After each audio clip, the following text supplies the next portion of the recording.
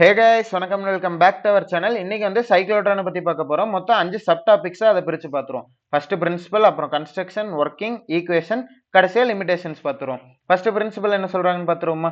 When a charged particle moves perpendicular to the magnetic field, it experiences magnetic Lorentz force. அதாவது ஒரு magnet இருக்கு, இதோட magnetic ஃபீல்டை mark பண்ணிப்போம். இந்த மேக்னெட்டிக் ஃபீல்டில் ஒரு சார்ஜ்டு பார்ட்டிகிளை நம்ம பெர்பெண்டிகுலராக மூவ் பண்ண போகிறோம். இந்த ரெட் கலர் லைன் தான் மேக்னெட்டிக் ஃபீல்டோட டைரக்ஷன். இந்த ப்ளூ கலர் லைனோட டைரக்ஷனில் தான் நம்ம சார்ஜ்டு பார்ட்டிகிள் மூவ் ஆகுது. ஸோ ரெண்டுமே பெர்பெண்டிகுலராக இருக்கா? இப்படி இருந்துச்சுன்னா நமக்கு மேக்னெட்டிக் லொரன்ஸ் ஃபோர்ஸ் இந்த சார்ஜ்டு பார்ட்டிகிள் மேலே ஆக்ட் ஆக போகுது. இதுதான் பிரின்சிபல் ஆஃப் சைக்ளோட்ரான். அடுத்து கன்ஸ்ட்ரக்ஷன் பார்த்துருவோமா? கன்ஸ்ட்ரக்ஷன் பார்க்கறதுக்காக நம்ம ஒரு எலக்ட்ரோ மேக்னெட் எடுத்துக்க போகிறோம். North pole, south pole. Magnetic field direction mark பண்ணால் south pole to north pole இருக்கும். நீங்கள் யோசிக்கலாம், போன டயக்ராமில் நம்ம north pole to south pole தானே மேக்னெட்டிக் ஃபீல்டு பார்த்துருந்தோம், இப்போ ஏன் south pole to north pole போகுது அப்படின்னு நீங்கள் யோசிச்சீங்கன்னா, மேக்னெட்டோட மேக்னெட்டிக் ஃபீல்டு எப்படி ஆக்சுவலாக ஆக்ட் ஆகும்னா, மேக்னெட்டிக் வெளியில் நார்த் போலில் ஒரிஜினேட் ஆகி சவுத் போலில் முடியும். ஆனால் மேக்னெட்டுக்குள்ளே வரும்போது திருப்பி சவுத் டு நார்த் போகும். மேக்னெட்டிக் வெளியில் நார்த் டு சவுத். ஸோ இந்த மாதிரி தான் லூப் கம்ப்ளீட் ஆகும். ஸோ இது மேக்னெட்டோட இன்டீரியருங்கிறனால சவுத் டு நார்த் மூவ் ஆயிருக்கு. இப்போ இந்த ரெண்டு மேக்னெட்டுக்கு நடுவில் 2 டி ஷேப்டு மெட்டாலிக் கண்டெய்னர்ஸ் நம்ம வைக்க போகிறோம். டி ஷேப்பில் இருக்க மெட்டாலிக் கண்டெய்னர்ஸ் ரெண்டு எடுத்து வச்சுட்டோமா? அதை D1 D2 நேம் பண்ணிக்க போகிறோம். ரெண்டுக்கு நடுவில் கேப் இருக்க மாதிரி செட்டப் பண்ணிக்கிறோம். இப்போ இது ரெண்டு டிக்கும் அக்ராஸாக ஹை ஃப்ரீக்வன்சி ஆல்டர்னேட்டிங் பொட்டன்ஷியலை நம்ம கனெக்ட் பண்ண போகிறோம். இப்போ நமக்கு கன்ஸ்ட்ரக்ஷன் முடிஞ்சிச்சு. இதை நான் வந்து இன்னொரு ஆங்கிள் காட்டிடுறேன். ஆக்சுவலாக நமக்கு இந்த மாதிரி தான் இருக்கும். மேலே கீழே எலக்ட்ரோ மேக்னெட் இருக்கும். மேக்னெட்டிக் ஃபீல்டுக்கு நடுவில் D1 D2 நம்ம ரெண்டு டிஸை கனெக்ட் பண்ணியிருப்போம். இது வந்து டாப் வியூ, இது வந்து சைடு வியூ. உங்களுக்கு புரியணுங்கிறதுக்காக நான் ரெண்டுமே போட்டு காட்டியிருக்கேன். இப்போ ஒர்க்கிங் பார்த்துருவோமா? ஒர்க்கிங் பார்க்கறதுக்காக என்ன பண்ண போறோம்னா, ஒரு அயன் எடுத்துக்க போகிறோம். வெளியிலேருந்து எஜெக்ட் பண்ணி நம்ம இதுக்குள்ளே கொண்டு வந்திருக்கோம். இந்த டியோட கேப்புக்கு நடுவில் கொண்டு வந்திருக்கோம். இது வந்து பாசிட்டிவ்லி சார்ஜ் அயான். இப்போ என்ன பண்ண போறோம்னா, இந்த ஆல்டர்னேட்டிங் பொட்டன்ஷியல் கனெக்ட் பண்ணியிருக்கோமா? அப்படி பண்ணி இந்த D2-வை நம்ம வந்து நெகட்டிவாக மாற்ற போகிறோம், D1-ஐ பாசிட்டிவாக மாற்ற போகிறோம். இது வந்து பாசிட்டிவ்லி சார்ஜ்டு பார்ட்டிகிளா? அப்போ என்ன ஆகும்? டுவர்ட்ஸ் நெகட்டிவ்லி சார்ஜ்டு மெட்டல் நோக்கி மூவ் ஆகுமா? ஏன்னா இது நெகட்டிவ், இது பாசிட்டிவ். அப்போ நெகட்டிவ் அட்ராக்ட் ஆகி இந்த டைரக்ஷனில் போகும். ஆனால் மேக்னெட்டிக் ஃபீல்டு இருக்கா? மேக்னெட்டிக் ஃபீல்டும் வெலாசிட்டியும் நமக்கு வந்து பெர்பெண்டிகுலராக இருக்கா? அப்படி இருந்துச்சுன்னா நமக்கு என்ன ஆகும்? லொரன்ஸ் ஃபோர்ஸ் ஆக்ட் ஆகுமா? ஸோ இப்படி மூவ் ஆக வேண்டிய பார்ட்டிகல் லொரன்ஸ் ஃபோர்ஸ்னால இன்ஃப்ளூயன்ஸ் ஆகி இந்த டைரக்ஷனில் மூவ் ஆகுது. அதாவது இந்த டயக்ராம்லேயே பாருங்க, வெலாசிட்டி இந்த டைரக்ஷனில் இருக்கு. ஸோ இப்படி மூவ் ஆகாமல் லொரன்ஸ் ஃபோர்ஸ்னால அஃபெக்ட் ஆகி நமக்கு ஒரு சர்க்குலர் பாத்தில் வருது. ஸோ இந்த ரெண்டு டிக்கு நடுவில் இருக்க கேப்புக்கு வந்துருச்சா? இப்படி வந்ததுக்கப்புறம் நம்ம D1 D2-ஓட பொலாரிட்டி சேஞ்ச் பண்ண போகிறோம். அதாவது D1 நெகட்டிவாகவும் D2 பாசிட்டிவாக மாற்ற போகிறோம். அப்போ திருப்பி இது பாசிட்டிவா, இது என்ன ஆகும்? திருப்பி நெகட்டிவ்லி சார்ஜை நோக்கி மூவ் ஆகுமா? So negatively charge. அதே மாதிரி பெர்பெண்டிகுலராக மேக்னெட்டிக் ஃபீல்டு இருக்கா? அப்போ லொரன்ஸ் ஃபோர்ஸ் ஆக்ட் ஆகும். அப்போ அதே மாதிரி இங்கேருந்து இப்படி மூவ் ஆகும். இந்த டைரக்ஷனில் பார்த்தீங்கன்னா இங்கேருந்து இப்படி மூவ் ஆகும். அப்போ இதே மாதிரி என்ன ஆகும்? ரவுண்டாக மூவ் ஆகிட்டே இருக்கும். நமக்கு இந்த பார்ட்டிகல் மூவ் ஆகி கடைசி ஒரு கட்டத்துக்கு மேலே என்ன பண்ணுவோம்னா, இந்த இடத்துல ஒரு டிஃப்ளெக்டிங் பிளேட் வைக்க போகிறோம். பிளேட்டை வச்சு இதில் பட்டு இந்த பார்ட்டிகல் வெளியில் போக போகுது. இதுதான் நம்ம ஒர்க்கிங் ஆஃப் த சைக்ளோட்ரான். இது வந்து சைட் டயக்ராம். இது வந்து மேலே இருந்து பார்த்தீங்கன்னா எப்படி ஆக்ட் ஆகும் அப்படிங்கிறது தெரியும். இது வந்து சைட்ல இருந்து பார்க்குற மாதிரி நான் காட்டியிருக்கேன். இப்போ அது உங்களுக்கு புரிஞ்சிருக்குன்னு நினைக்கிறேன். இப்போ ஒர்க்கிங் முடிஞ்சா அடுத்து டெரிவேஷன் ஈக்குவேஷன்ஸ் பார்த்துருவோமா? ஈக்குவேஷன் என்னன்னா mv²/r is equal to qvb. இது வந்து என்னன்னா சென்ட்ரிபீட்டல் ஃபோர்ஸ். ஏன் சென்ட்ரிபீட்டல் ஃபோர்ஸ் வருது? ஏன்னா ரவுண்டா மூவ் ஆகாத ஆப்ஜெக்ட் அப்படி மூவ் ஆச்சு, சர்க்குலர் மோஷன் இருக்குன்னா நமக்கு சென்ட்ரிபீட்டல் ஃபோர்ஸ் இருக்குமா? அப்படிதான் நமக்கு சென்ட்ரிபீட்டல் ஃபோர்ஸ் வந்துச்சு. இந்த QVBங்கிறது லொரன்ஸ் ஃபோர்ஸோட ஃபார்முலா. சென்ட்ரிபீட்டல் ஃபோர்ஸும் லொரன்ஸ் ஃபோர்ஸும் ஈக்குவலாக இருக்கும். ஏன்னா லொரன்ஸ் ஃபோர்ஸ்னால தான் இந்த சர்க்குலர் மோஷனே நடக்குதா?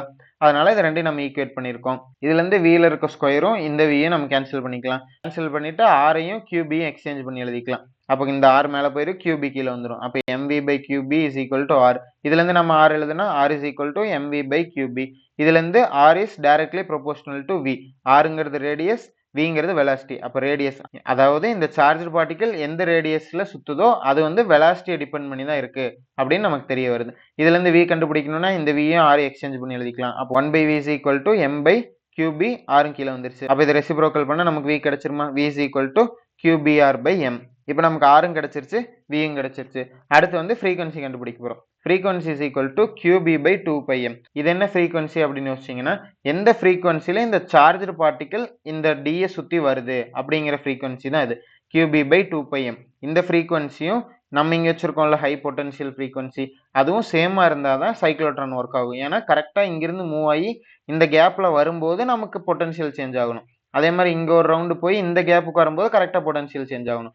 ஸோ இந்த சுற்றுற ஃப்ரீக்வன்சியும் இது சேஞ்ச் ஆகிற ஃப்ரீக்வன்சி ரெண்டுமே சேமாக இருக்கணும். அதுதான் qb/2πm. நமக்கு இதுக்கு டைம் பீரியட் கண்டுபிடிச்சா 1/ஃப்ரீக்வன்சி. ஃப்ரீக்வன்சியோட ரெசிப்ரோக்கல் தான் டைம் பீரியட்.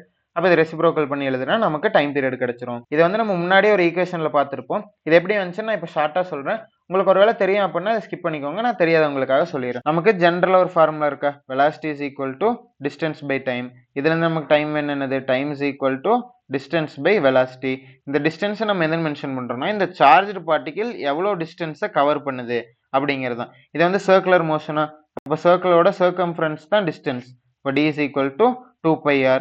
இதை வந்து நம்ம இங்கே சப்ஸ்டியூட் பண்ண என்ன கிடைக்கும், t is equal to 2 pi r divided by v ன்னு கிடைக்கும். நமக்கு r ஓட வேல்யூ நம்ம இங்கே கண்டுபிடிச்சு வச்சிருக்கோமா, அது தூக்கி இதில் சப்ஸ்டியூட் பண்ணா t is equal to 2 pi divided by v into mv by qb ன்னு கிடைக்குமா.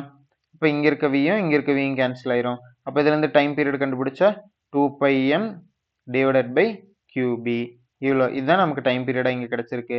டைம் பீரியட் ரெசிப்ரோக்கல் பண்ணால் நமக்கு ஃப்ரீக்வன்சி கிடைச்சிரும். எந்த ஃப்ரீக்வன்சியில் இந்த சார்ஜர் பார்ட்டிகிள் சுற்றி வருது அப்படிங்கிறத நம்ம ஃப்ரீக்வன்சின்னு மென்ஷன் பண்ணியிருக்கோம். இப்போ இது உங்களுக்கு எப்படி வந்துச்சுன்னு தெளிவாக புரிஞ்சிருக்கும்னு நினைக்கிறேன்.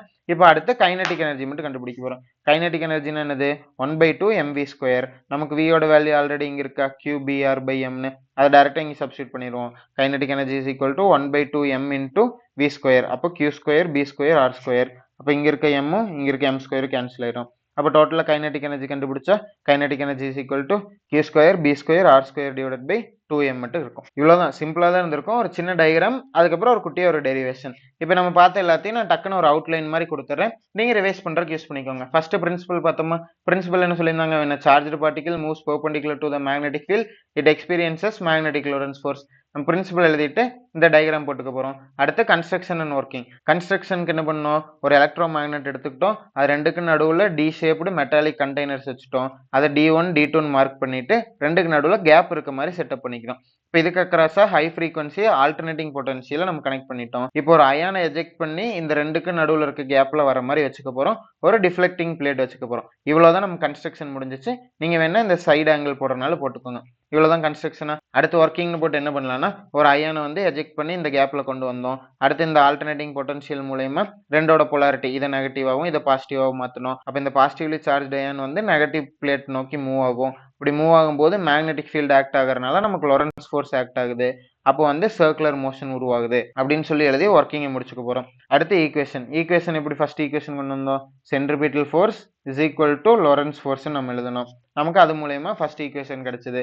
இதுல இருந்து ஆர் கண்டுபிடிக்கணுமா, அப்போ v²ம் இந்த வியும் கேன்சல் பண்ணிட்டு இன்டர்சேஞ்ச் பண்ணி எழுதுனா நமக்கு ஆர் கிடைச்சிரும். இதுல இருந்து நம்ம வி கண்டுபிடிக்கணுமா, வி கண்டுபிடிக்கிறதுக்கு என்ன பண்ணுவோம், வியும் ஆரையும் இன்டர்சேஞ்ச் பண்ணிட்டு ரெசிப்ரோக்கல் பண்ணா நமக்கு வியோட வேல்யூ கிடைச்சிரும். அவ்வளவுதான், ஒரு பார்ட் ஆஃப் த டெரிவேஷன் முடிஞ்சு. அடுத்து frequency is equal to qb by 2πm. இது என்ன ஃப்ரீக்வன்சினா, இந்த பார்ட்டிகிள் வந்து எந்த ஃப்ரீக்வன்சியில இந்த டிஏ சுத்தி வருதோ அதே ஃப்ரீக்வன்சியில இந்த பொட்டன்ஷியலும் ஆல்டர்னேட் ஆகணும். கரெக்டாக கேப்புக்கு வரும்போது போலாரிட்டி சேஞ்ச் பண்ணி விடும். ஸோ ரெண்டுமே ஈக்குவலாக இருக்கணும். அதுக்காக கண்டுபிடிச்ச ஃப்ரீக்வன்சி தான் அது. Frequency is equal to qb by 2πm. இதுல இருந்து டைம் பீரியட்னா ரெசிப்ரோக்கல் பண்ணால் நமக்கு டைம் பீரியட் கிடைக்கும். So time period is equal to 2πm by qb.